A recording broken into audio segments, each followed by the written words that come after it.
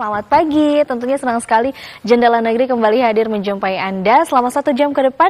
Seperti biasa kita akan memberikan informasi yang menarik dan juga inspiratif pagi hari ini. Bersama saya Andin Wijaya. Ya, dan Sekber Siang pastinya benar banget Ketandin ya, kita akan memberikan informasi menarik dan tentunya akan membahas sebuah tema yang sangat menarik hari ini Andin ya. Betul sekali Akbar. Kalau misalnya kita bicara terkait dengan tema kali ini ya Akbar, tentu kita semua tahu nih perubahan zaman hari ini begitu cepat, bahkan rasanya baru berkedip sebentar ini ya, sudah ada lagi teknologi baru yang diciptakan. Nah, dan dunia pendidikan juga ya ini tentu tak tinggal diam nih. Betul sekali, dan sekarang nih Andin, kita masuk ke sebuah era di mana pembelajaran tidak lagi terpaku pada papan tulis dan kapur. Banyak sekolah di Indonesia dari perkotaan sampai daerah yang sedang berkembang nih, sudah mulai melangkah ke arah digitalisasi pembelajaran interaktif ya.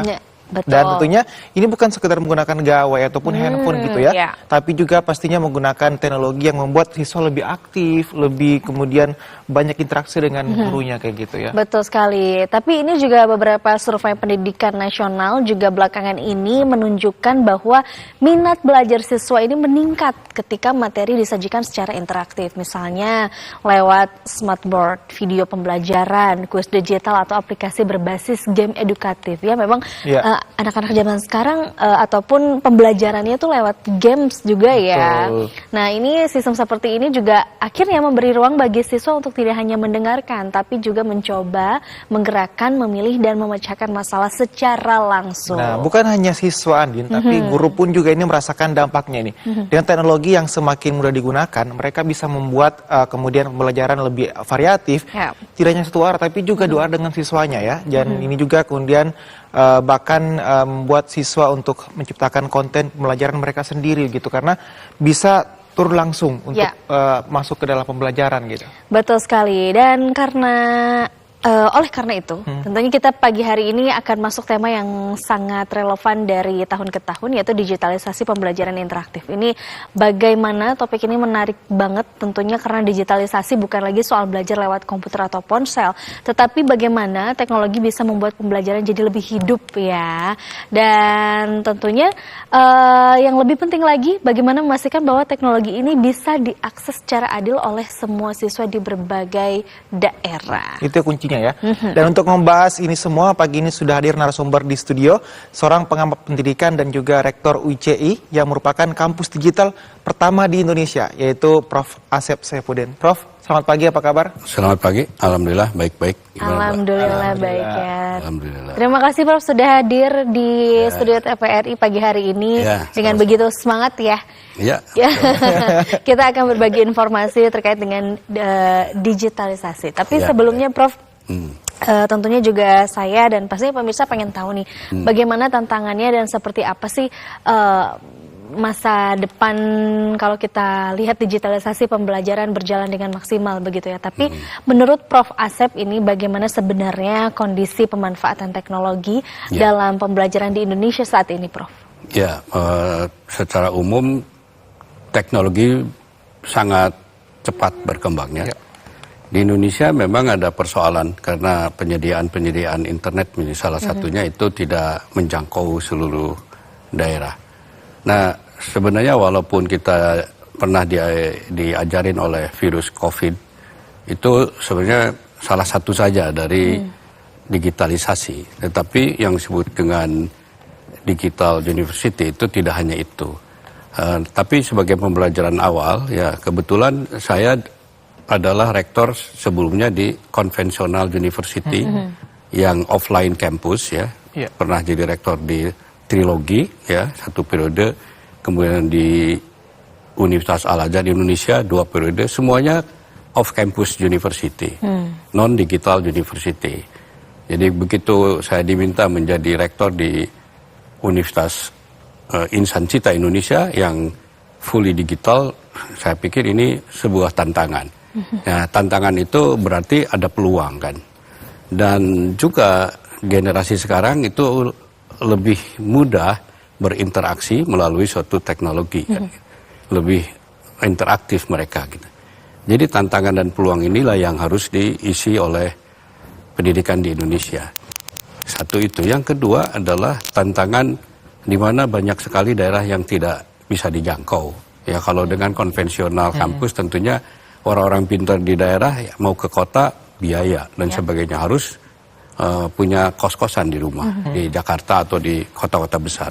Itu kita solusikan dengan apa yang kami sebut sebagai to reach the unreachable ya. Jadi kita ingin menjangkau yang tidak terjangkau.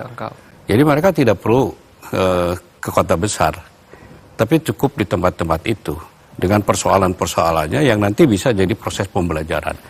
Memang di sini pemerintah harus menyediakan tentunya fasilitas internet ya, supaya mereka punya akses. Itu tantangannya.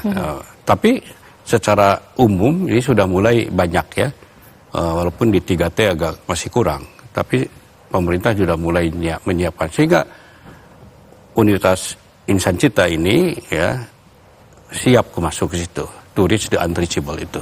Menurut saya Indonesia harus ke sana. Ya, jadi pembelajaran pun harus digital. Karena juga pekerjaan pun sekarang sudah banyak pekerjaan yang digital. Ya. Ini menarik ya Prof ya, to reach the unreachable ya, menjangkau yang tidak terjangkau gitu ya. Betul. Tapi kemudian apa Prof yang membuat digitalisasi ini kemudian harus diterapkan ataupun mendesak diterapkan di Indonesia, Prof? Mendesak karena kita pertama populasi besar. Kalau ingin mencapai katakan APK ya, APK itu kan partisipasi kasarnya generasi yang harusnya sekolah harus tinggi kan. Kita kan masih di bawah 35%. Kalau Malaysia sudah di atas 75%, Korea 98%. Jadi sudah orang-orang yang masuk ke kampus itu sudah hampir mendekati 100%. Maka knowledge society-nya sudah berkembang. Nah dengan adanya teknologi digital ini, to reach the unreachable itu sangat memungkinkan. Karena kita tidak perlu juga ke daerah, orang daerah juga tidak perlu ke sini. Tetapi knowledge-nya bisa kita increase, kita bisa tingkatkan. Pengetahuan dia, keterampilan mereka itu bisa kita tingkatkan melalui pendekatan-pendekatan digital yang mereka juga dituntut aktif untuk mencari informasi-informasi digital. Saat ini kan sangat terbuka lebar, sangat banyak sekali. Dan kampus-kampus seperti UIC menyiapkan juga modul-modul yang tersedia baik teks ataupun video. Itu kita siapkan agar mahasiswa bisa memanfaatkan resource itu. Dan kami pun bekerja sama dengan ICE. ICE itu kan Indonesia Cyber Education. Nah, mereka juga punya resource. Jadi UIC sebenarnya tinggal memanfaatkan resource, kerjasama resources saja. Selain kita yang punya, kita juga punya. Bahkan kita pun resource kita bisa dititipkan di situ. Jadi urgensinya ya untuk menjawab agar penyebar luasan knowledge based society di Indonesia menjadi lebih cepat. Ya, tidak melalui pendekatan-pendekatan konvensional yang ada waktu, ada jarak.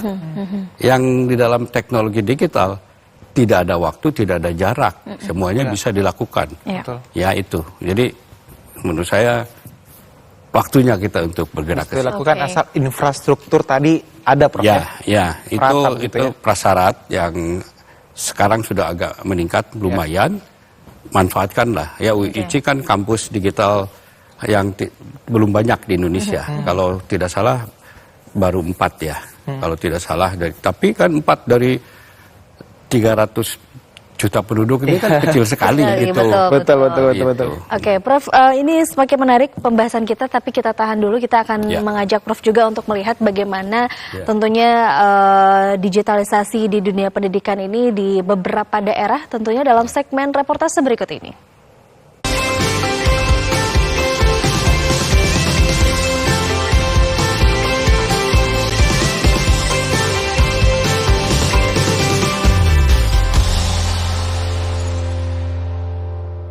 Oke, yang pertama kita ke Kalimantan Utara terlebih dahulu. Pemirsa, di tengah arus perubahan yang kian pesat, ini dunia pendidikan kembali menapaki babak baru.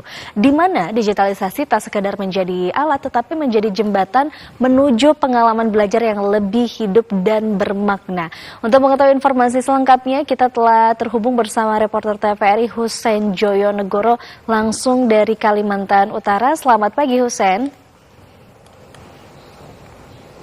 Ya, selamat pagi Andin dan juga Akbar. Selamat pagi juga untuk pemirsa Jendela Negeri. Andin, Akbar dan juga pemirsa, kami di Kalimantan Utara sepakat tadi saat Andin dan juga Akbar membuka acara mengatakan bahwasanya era saat ini, era modernisasi, era di mana teknologi berkembang pesat ini tentunya banyak sekali tuntutan-tuntutan yang ada begitu ya. Salah satunya adalah berpengaruh juga dan berdampak di berbagai sektor, salah satunya adalah sektor pendidikan, di mana dunia pendidikan menapaki babak baru. Seperti kalau kita flashback atau kilas balik sejenak nih Andin, Akbar dan juga pemirsa, pada saat COVID-19 ada transisi begitu di dunia pendidikan, terutama transisi proses pembelajaran yang awalnya klasikal atau di dalam ruangan kelas, namun di masa itu era COVID-19 proses pembelajaran dilakukan secara jarak jauh, pembelajaran jarak jauh atau sering kita dengar dengan pembelajaran daring. Ini merupakan salah satu bukti nyata bahwasanya ketika ada tuntutan zaman, dunia pendidikan juga harus secara fleksibel, inovatif, adaptif, dan kreatif. Ini juga dirasakan juga di era digital seperti saat ini, Andin, Akbar, dan juga pemirsa, bahwasanya digitalisasi ini tak sekadar menjadi alat, melainkan jembatan untuk menuju pengalaman belajar yang lebih hidup dan bermakna. Artinya ini interaktif bagi para siswa, siswi yang ada di Indonesia, khususnya di Kalimantan Utara. Nah, ternyata Andin, hasil temuan yang kita peroleh begitu, bahwasanya di Kalimantan Utara atau tepatnya di Tanjung Selor, Kabupaten Bulungan, Provinsi Kalimantan Utara, SMK Negeri 2 Tanjung Selor sudah melakukan digitalisasi pembelajaran secara interaktif ini. Pembelajaran interaktif dihadirkan tidak hanya melalui papan digital yang terpampang di depan kelas, tetapi juga melalui berbagai rangkaian kegiatan seperti rangkaian aktivitas langsung yang menstimulus rasa ingin tahu para siswa, kerja tim, dan memupuk kemampuan berpikir kritis. Lantas seperti apa sih sebetulnya digitalisasi pembelajaran interaktif ini diterapkan di Provinsi Kalimantan Utara atau tepatnya di SMK Negeri 2 Tanjung Selor? Berikut kutipan wawancara kami bersama dengan Waka Kesiswaan SMK Negeri 2 Tanjung Selor, Desi Iriani. Sejak penggunaan pembelajaran media pembelajaran interaktif di sekolah kami, siswa menjadi lebih aktif, kemudian sesuai dengan sekarang ini pembelajaran mendalam, maka siswa-siswa kami dapat terwujud 8 dimensi lulusan, di mana siswa akan menjadi bernalar kritis, kemudian komunikatif, kemudian juga mereka menjadi lebih mandiri. Andin, Akbar, dan juga pemirsa Jendela Negeri, dari dinamika pembelajaran yang semakin interaktif ini, para siswa bukan hanya menjadi penerima materi atau seperti pada saat saya dulu menempuh pendidikan sekolah begitu, yang kita hanya menerima penjelasan dari guru, akan tetapi di era digitalisasi ini, para siswa menjadi aktor, dan ini menumbuhkan rasa sense of belonging ketika saat pembelajaran. Mereka menjadi lebih paham, lebih mengerti mengenai materi itu sendiri. Simulasi digital hingga aktivitas kolaboratif membuat suasana kelas jauh lebih interaktif dan juga jauh lebih hidup. Dan dari ruang belajar itu, para murid merasakan langsung perubahan dari cara mereka memahami dan tentunya menikmati proses pembelajaran di dalam kelas. Lantas seperti apa yang dirasakan oleh siswa-siswi SMK Negeri 2 Tanjung Selor? Ini kami sudah ada kutipan wawancara dari siswi SMK Negeri 2 Tanjung Selor, yakni Helen dan Desi. Pembelajaran saat ini mungkin lebih seru karena ada video simulasi, presentasi kayak gitu kan lewat HP. Jadi kita kalau ke kantin bisa bawa HP, lihat dari HP gitu. Untuk kedepannya supaya fasilitasnya lebih lengkap, internetnya stabil supaya memudahkan siswa untuk belajar. Harapan saya semoga belajarnya bukan cuma PDF, tapi bisa lebih kreatif lagi seperti animasi atau podcast. Melalui pendekatan digitalisasi ini, pendidikan terus bergerak maju. Dari perjalanan panjang yang telah kita lalui dari era COVID-19 yang ada transisi proses pembelajaran hingga saat ini di tahun 2025, digitalisasi ini semakin menuntut pendidikan untuk semakin fleksibel, adaptif, kreatif, dan inovatif. Ini merupakan perjalanan panjang yang memberikan pemahaman kepada kita bahwasanya masa depan itu bukan untuk ditunggu, akan tetapi harus kita kejar dan bahkan bisa diciptakan. Lewat digitalisasi pembelajaran ini diharapkan para siswa terus berkembang dan setiap aktivitas pembelajaran apapun di dalam kelas ataupun di luar kelas maupun secara digital ini dapat memberikan pemahaman yang lebih komprehensif dan juga kreativitas dan juga pemikiran secara kritis dan tentunya siap menghadapi dunia kerja di kemudian hari. Demikian laporan dari Husein Jonegoro dari Provinsi Kalimantan Utara. Kita kembali ke Andin dan juga Akbar di Jakarta. Ya, Husein, terima kasih. Selamat bertugas kembali. Oke, kita berbincang kembali bersama Prof. Azhar. Prof, ini kita lihat di Kalimantan Utara juga bagaimana sekolah menengah kejuruan ini sudah memakai metode digitalisasi juga begitu.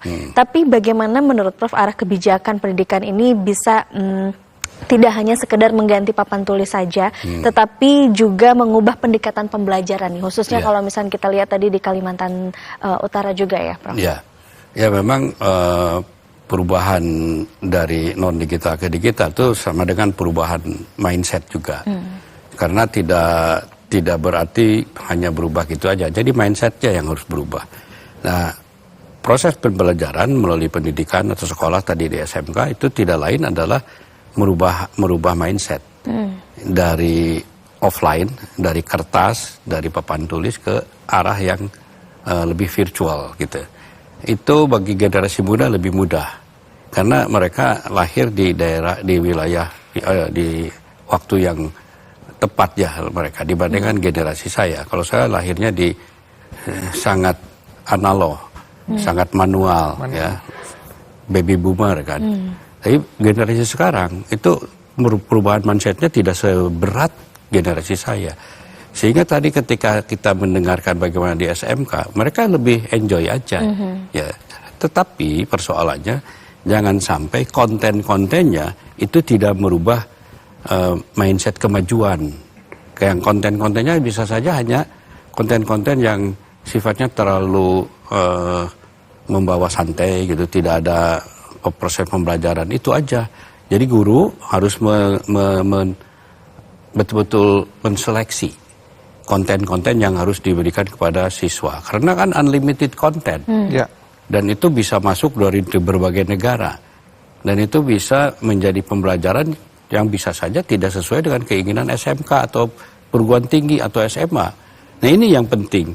Jadi guru tetap menjadi penjaga gawang. Jangan sepenuhnya diserahkan kepada siswa, yang mana mereka tentunya akan lebih cepat mengambil, tetapi yang diambil itu apa? Karena sekarang dengan teknologi digital, masuknya AI itu luar biasa, pinter banget. Dari segi kecerdasan itu pinter banget. Banyak mengambil data itu dalam 1 menit jutaan data. Kalau kita kan tidak sehebat itu, walaupun kita kelebihannya apa kelebihan kita? Creativity kan, innovativeness-nya di kita. Tapi AI melakukan itu. Kalau saya butuh katakan 10 data, mereka 1 juta data. Jadi lebih cepat. Nah, dari yang 1 juta data itu mana yang relevan? Nah, itu guru. Guru yang mempunyai tugas dan fungsi untuk menjaga gawang agar tidak semua data bisa diambil yang menyebabkan si murid terpapar oleh hal-hal yang negatif. Dan otak menjadi akhirnya secara tidak sadar muncullah perilaku-perilaku yang negatif. Nah, guru masih tetap penting. Tapi jangan lupakan AI. Karena AI itu sangat cerdas dan mau disuruh oleh kita, waktunya cepat. Jumlah datanya ratusan ribu jutaan. Tetap guru kalau menurut saya. Tapi jangan dijauhi itu yang namanya digital. Tetap membantu AI tadi ya, digital untuk proses pembelajaran begitu Prof ya. Tapi sejauh mana sih Prof aktivitas digital ini kemudian dapat meningkatkan keterlibatan siswa dalam proses belajar mengajar Prof? Nah, di kampus kami yang pertama adalah ditekankan tentang self-learning. Jadi kemauan belajar seseorang itu dari awal. Karena nantinya mereka akan di-loss untuk mencari sendiri. Sehingga bagaimana si anak itu tahu atau tidak tahu belajarnya, tentunya agak di-loss. Tetapi teknologi juga memungkinkan untuk mendeteksi Begitu kita sekarang pegang handphone untuk masuk ke UIC, kita bisa mendeteksi bahwa dia itu memang membuka materi atau hal-hal yang lain. Bisa terdeteksi. Waktu mengerjakan soal pun kita bisa mendeteksi apakah dia mengerjakan sendiri atau dibantu orang atau dibantu AI gitu. Secara teknologi kita bisa menyaring itu. Ya, sehingga daya saringnya harus juga dimiliki oleh perguruan tinggi. Dalam hal ini teknologi di universitas menyiapkan itu. Mereka masuk dan belajar itu terkontrol. Karena pada saat-saat tertentu mereka masuk ke dalam konten kita gitu. Dan teknologi bisa mengontrol itu. Tapi juga ada yang mereka bisa belajar sendiri yang makin banyak belajarnya, makin tinggi kemampuannya, dan bahkan dari segi semester, katakan dari tahun misalnya, kalau secara rata-rata katakan 4 tahun S1. Saya bisa mengatakan kepada mahasiswa di UIC, kalau Anda mampu 3 tahun pun nggak masalah. Oke. Ya, asal aktif begitu ya. Asal aktif. Oke. Gitu. Baik, Prof. Asep, kita tahan dulu perbincangan kita. Kita juga masih ada beberapa informasi tentunya di daerah lainnya. Tapi usai jeda berikut ini pemirsa, jangan kemana-mana, tetap bersama kami di Jendela Negeri.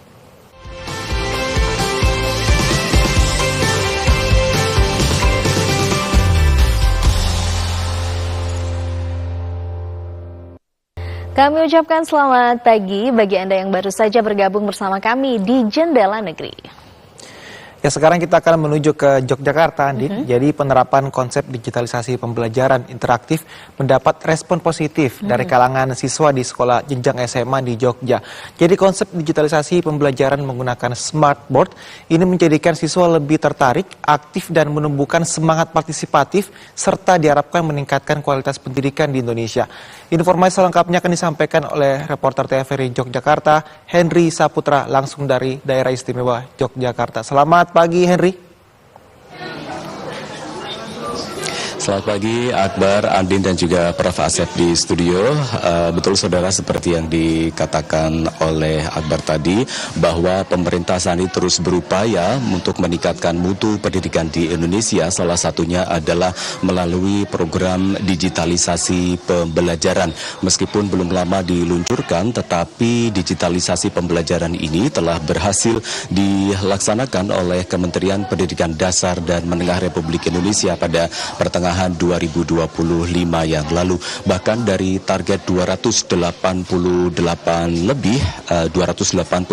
ribu lebih tepatnya sekolah di Indonesia, saat ini sudah mencapai kurang lebih 170 ribu lebih sekolah yang telah menerima dan juga memanfaatkan program digitalisasi sekolah ini melalui smartboard. Dengan digitalisasi pembelajaran tentu saja akan lebih memudahkan siswa dalam memahami dan juga menerima pelajaran dengan lebih interaktif, begitu seperti yang dirasakan oleh siswa-siswi di Sekolah Rakyat Menengah Atas 20 di Kalasan ini. Dan program ini juga lebih cepat dilaksanakan apalagi dengan dukungan dari Komdigi dengan penyediaan jaringan internet yang tentu saja akan lebih mendukung program digitalisasi pembelajaran yang dilakukan oleh pemerintah saat ini. Dan untuk lebih lengkapnya berikut kutipan wawancara kami bersama dengan Kepala Sekolah SRMA 20 Kalasan, Reti Sudarsih, berikut ini. Sekarang itu apa-apa serba digital, segala informasi bisa langsung kita dapatkan dari sana, dan yang jelas anak-anak bisa ketika ada pembelajaran itu lebih menarik karena ada games-games yang sangat interaktif.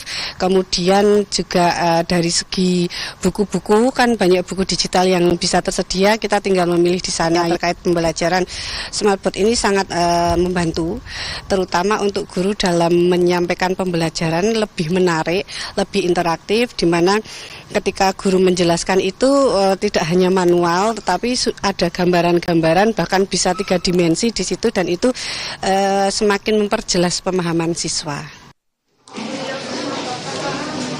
Ya, saudara, bagi para siswa di SRMA 20 Kalasan ini, penggunaan metode pembelajaran digital interaktif dengan smartboard ini tentu lebih seru begitu, karena pengalaman belajar dengan menggunakan digital dilengkapi dengan gambar-gambar yang menarik, games, bahkan juga kuis, membuat para siswa lebih mudah dalam menerima pelajaran yang diberikan, seperti yang dirasakan oleh salah satu siswa kelas 20 berikut ini, Ihsan Fajar Susandi. Dengan teknologi digital, dengan smartboard ini, materi yang disampaikan guru jadi lebih mudah. Karena apa? Dengan smartboard ini, materi yang tadinya awalnya dari buku paket, yang biasanya dari buku paket, kemudian gambarnya terbatas, lalu dengan smartboard ini materinya bisa diubah menjadi bentuk yang lebih beragam, dan itu memudahkan kami dalam mengingat materi. Ketika ada yang tadi diceritakan oleh Bu Reti, ada game, mereka sangat bersemangat karena mereka merasakan sesuatu yang baru dalam pembelajaran. Karena kan biasanya kalau pembelajaran jarang sekali kalau ada guru-guru yang mengadakan game-game atau kuis-kuis menggunakan smartboard. Nah, kalau di sini ada itu, jadi mereka lebih bersemangat.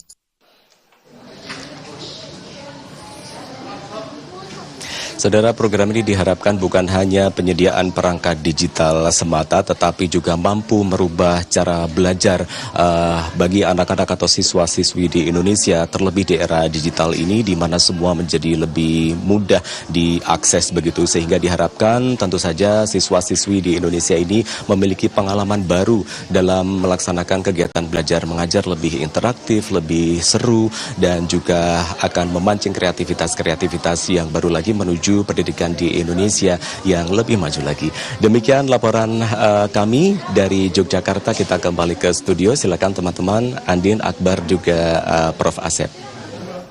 Ya, Henry dari Jogja, terima kasih. Selamat bertugas kembali. Oke, Prof, kita lihat di Jogja juga bagaimana para siswa ini menggunakan digital atau pembelajaran digital ini sebagai pembelajaran yang menarik begitu ya. Nah, tapi menurut Prof sendiri, bagaimana sih teknologi ini dapat membantu siswa untuk mengembangkan keterampilan kritis, kreatif, dan kolaboratif nih, Prof? Ya, oke.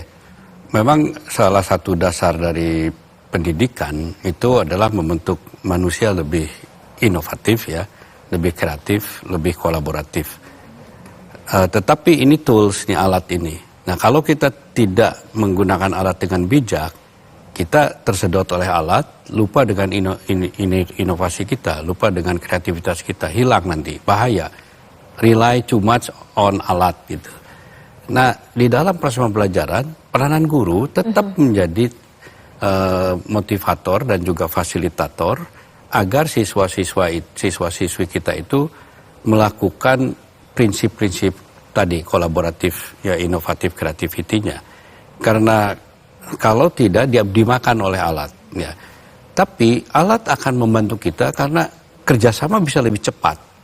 Bisa saja tidak saja satu SMK atau SMA di satu tempat, bisa SMK di Jogja tadi dengan SMK yang ada di Kalimantan itu bisa berkolaborasi. Ya, itu kan meningkatkan kolaborasi. Dan kolaborasinya lebih jarak jauh dan dia lebih mengutamakan kepada output kolaborasi gitu ya. Jadi menurut saya tetap sangat berguna sejauh menggunakannya dengan sangat bijak.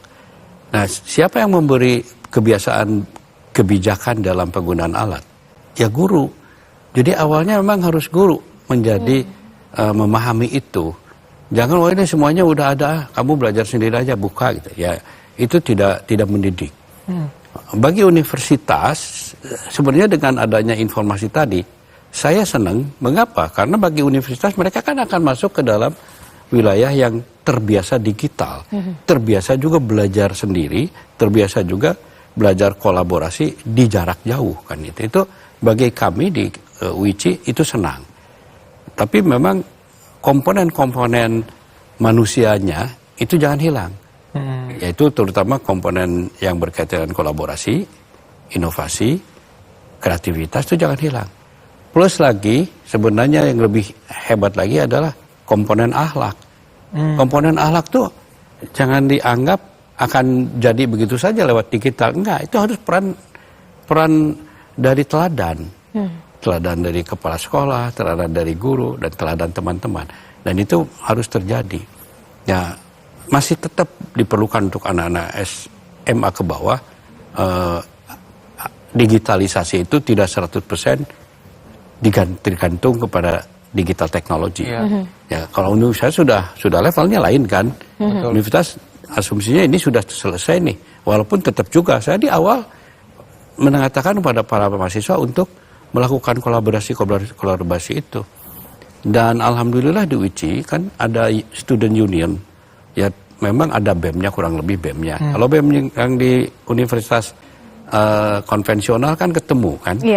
Tapi ini student unionnya itu ketuanya bisa di Jogja, anggotanya dan bidang-bidangnya bisa di kota-kota lain. Nah itu kan memerlukan suatu upaya mengkoordinasikan dari berbagai waktu dan tempat.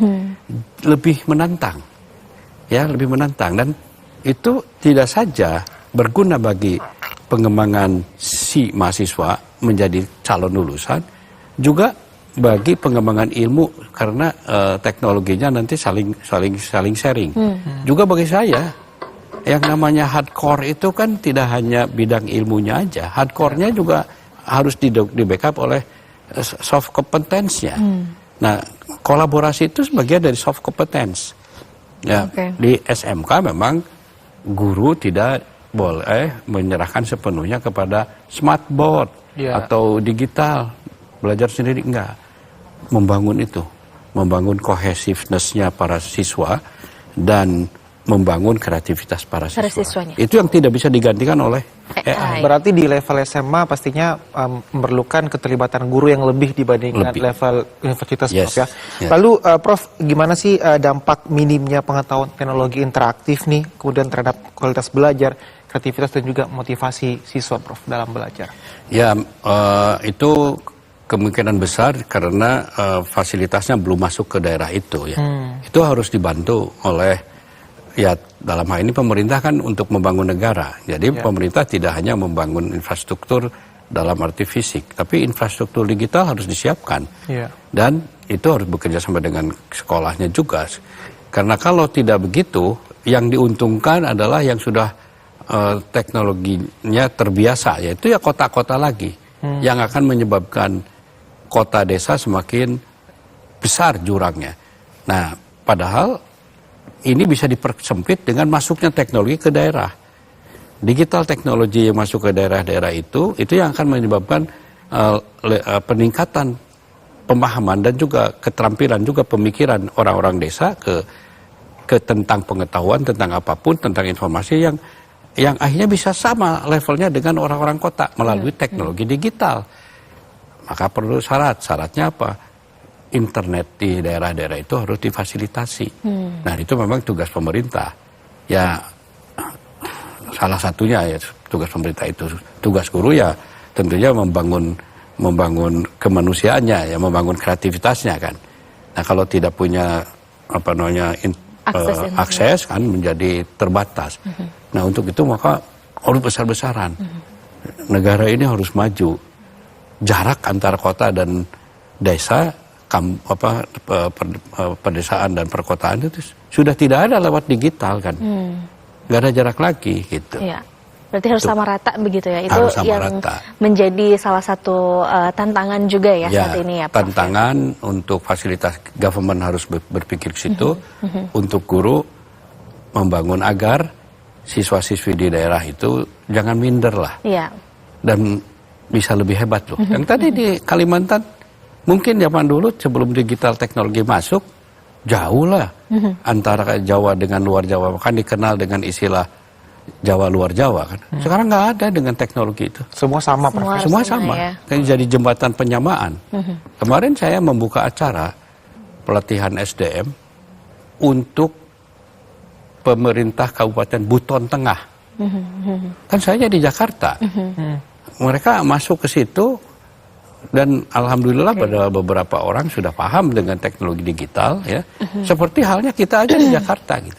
Karena internetnya sudah tersedia. Oke, baik, Prof. Tapi menurut Prof, kalau berbicara terkait dengan kurikulumnya, kurikulum nasional ini apakah harus menyesuaikan secara signifikan untuk mendukung model digital interaktif, Prof? Jawaban singkatnya harus. Kurikulum, regulasi harus tunduk kepada teknologi digital. Artinya bukan tunduk kita ikut gitu aja, tapi perubahan teknologi digital harus juga disiapkan dengan regulasi dan kurikulum. Kalau kurikulum dan regulasinya masih masa lalu, terhambat akhirnya. Sehingga pemanfaatan teknologi digitalnya terhalangi oleh regulasi. Nah itu, pemerintah bertugasnya adalah ngebuka semua ini. Nggak usah terlalu birokratif. Di kementerian, terutama kementerian Dikdasmen sama Dikti itu nggak usah terlalu birokratif. Karena kreativitas ada di daerah. Untuk kampus, serahkan otonomi dan kreativitas kepada kampus. Tapi regulasinya harus sesuai dengan perubahan zaman. Jangan zaman harus ngikutin regulasi. Ya regulasi ini kan buatan manusia. Zaman terus bergerak. Zaman dipengaruhi juga negara-negara lain. Perubahan-perubahan yang sekarang borderless. Ya, jadi kita harus tunduk pada perubahan itu. Oke. Ya. Prof, untuk menerapkan digitalisasi pendidikan di Indonesia merata ini, Prof, apa yang ingin Prof sampaikan agar kemudian ini ke depan bisa segera merata bahkan sampai 100% Prof di Indonesia? Oke. Ya pernah konsep to reach the unreachable itu harus menjadi mindset para pengambil kebijakan. Dan turunannya adalah para pengambil kebijakan itu harus menyiapkan tentunya kebijakan dan regulasi plus fasilitas infrastrukturnya. Itu dari kebijakan. Dari perguruan tinggi tentunya menyiapkan kurikulum yang relevan dengan kemajuan zaman. Sama juga dari SMA ke bawah tentunya memikirkan juga agar memfasilitasi keinginan siswa-siswi dengan adanya teknologi digital. Jadi harapan saya, to reach the unreachable itu bisa 100% terjangkau dalam waktu yang tidak lama gitu ya. Sehingga indikatornya apa? Indikatornya salah satunya indikatornya adalah angka partisipasi pendidikan masuk ke universitas itu bukan 35%, harus sampai 100%. Gitu. Sehingga kita menjadi negara dengan basis pengetahuan atau yang disebut knowledge based society, di mana knowledge based society itu kan ada inovasi, ada creativity. Nah itu yang harus diarahkan oleh para pengambil kebijakan. Go to knowledge based society. Mumpung teknologinya sudah tersedia. Go to knowledge based society. Yes. To reach apa? Reach the unreachable. Prof, terima kasih banyak. Sama-sama. Hadir bersama kami di sini sudah memberikan insight yang banyak terkait dengan digitalisasi pendidikan ya. Ya, betul sekali. Tentunya harapan kita semoga apa yang disampaikan oleh Prof nanti para guru, orang tua, siswa tidak takut untuk beradaptasi dengan perubahan teknologi dalam pembelajaran ya. Sekali lagi terima kasih Prof, salam sehat. Sami-sami, hatur nuhun. Oke. Dan pemirsa masih banyak informasi menarik lainnya, namun usai jeda berikut ini tetaplah bersama kami.